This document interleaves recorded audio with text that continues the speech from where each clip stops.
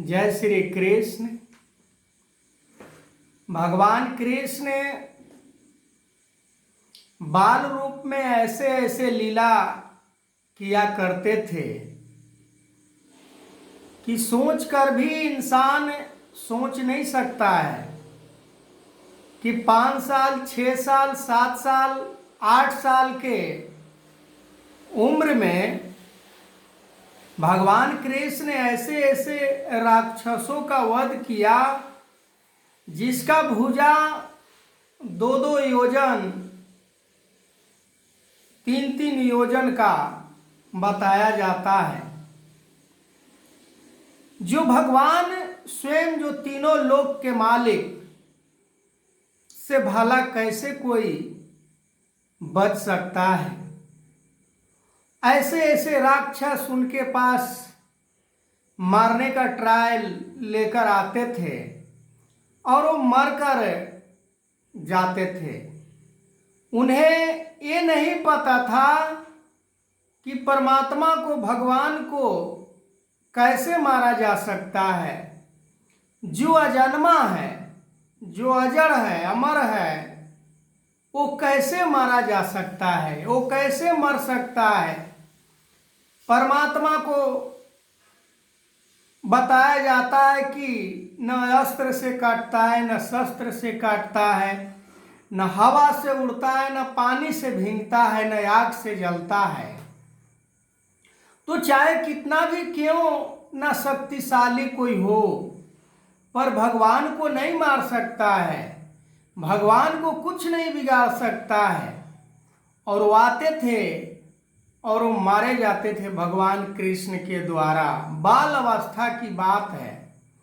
और आज भी भगवान की यदि बात की जाए, परमात्मा की बात की जाए, तो सेम वही स्थिति, वही रूप, वही रंग, वही सारी सिस्टम आज भी परमात्मा के साथ है। कोई चाहे भी कि मैं परमात्मा को खत्म कर दूं, परमात्मा को इधर से उधर कर दूं, परमात्मा को यहाँ से वहाँ कर दूं, तो शायद ये नादानगी है, ये मूर्खता है। परमात्मा न हिलता है, न डोलता है, न चलता है, न बैठता है, न उठता है, न खाता है, न पीता है, न सोता है, न जागता है। ऐसे परमात्मा को आज समय के सतगुरु माता सुदीक्षा समेंदर हरदेव सिंह जी महाराज आज बता रहे हैं कि इसी परमात्मा को जानकर तुम्हारी जो सतगति होने वाली है, इसी परमात्मा को जानने के बाद होने वाला है। भगवान कृष्ण ने अर्जुन को अपने बालपन का विश्वास दिलाया कि भक्ति केवल बातों से नहीं, भक्ति केवल सोचने से नहीं, भक्ति केवल दिखाने से नहीं, भक्ति मन के अंदर ठान लेने की चीज है। भक्ति से परमात्मा को प्राप्त की जाती है। परमात्मा वर्तमान में तीनों काल में रहने वाला परमात्मा, जो सत्य चित आनंद स्वरूप, जो निराकार रूप में हर समय स्थिर है, ये अपने इच्छा से प्रकट होता है, अपने इच्छा से लय होता है।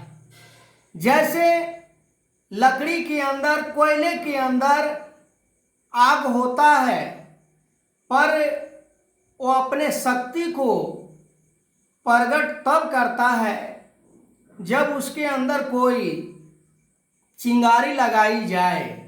ठीक उसी प्रकार संसार में कोई भक्त निराकार परमात्मा की भक्ति करता है तो ये परमात्मा प्रकट हो जाता है। केवल कहने से नहीं प्रकट हो जाता है, कर्म से प्रकट होता है।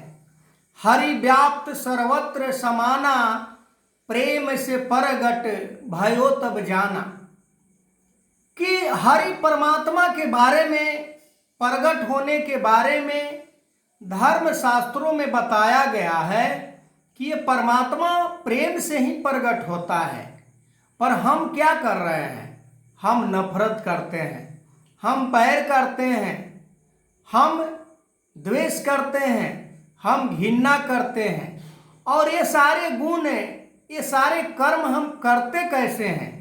जब हमारे अंदर भिन्न भिन्न प्रकार के विषैले गुण प्रवेश कर जाते हैं, जैसे जाति, धर्म, ऊंच नीच, काला गोरा, अमीरी गरीबी, छोटा बड़ा, अपना पराया, ये सब जब गुण हमारे अंदर प्रवेश कर जाता है तो भक्ति की बात ही हम करना व्यर्थ समझेंगे। भक्ति निष्काम होने का नाम है। भक्ति में कोई स्वार्थ नहीं होना चाहिए, भक्ति में कोई लालच नहीं होना चाहिए, भक्ति में कोई पराया नहीं होता है। भक्ति में सब अपने होते हैं, सब अपने लगते हैं। जब सारी दुनिया अपना लगने लगे, एक दूसरे को दुख सुख में हर कोई शामिल होना दिखने लगे, तो वहाँ हमें समझ जाना चाहिए कि मेरी भक्ति का शुरुआत हो गई है। मैं भक्ति पथ पर चल दिया हूँ। भगवान कृष्ण अर्जुन को भक्ति पथ पर चलाने के लिए क्या क्या उदाहरण पेश करते हैं, कैसे कैसे बात को अर्जुन के समक्ष रखते हैं, क्या क्या विश्वास दिलाते हैं अर्जुन को।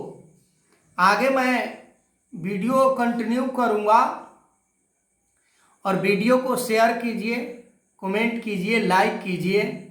मेरा यूट्यूब चैनल लाला कुमार पासवान गीता के नाम से है, उसके ऊपर जाइए और आप फॉलो भी कर लीजिए और लाइक भी कर दीजिए, ताकि मैं इसी तरह से वीडियो बनाता रहूं और आप लोग को सुनाता रहूं। जय श्री कृष्ण।